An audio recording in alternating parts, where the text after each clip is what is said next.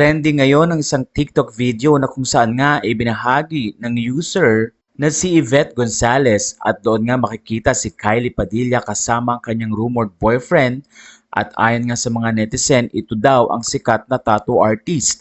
Maraming netizen ang tila napakomment at sinabi ang ganito, Gino John Simon ang pangalan na binanggit at ayon nga sa kanya, nambugbog daw ito ng Grab driver. At nabalita nga, kaya naman red flag daw ito kay Kylie. Dahil dito maraming mga netizen ang talaga namang tila natatakot para kay Kylie Padilla.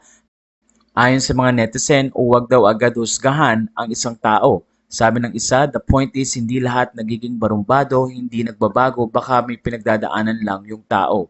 Hindi daw pwedeng gawing dahilan ng pagkakaroon ng issue ng pambubugbog ng Grab driver para husgahan ang isang tao. Makikita sa nasabing video na magkasama si Kylie at ang kanyang rumored boyfriend na lumabas sa shop ng Aldo at mukhang may binili nga doon. Ilan din na nagsabi na sana daw ay maging maayos na ang relationship na ito ni Kylie Padilla.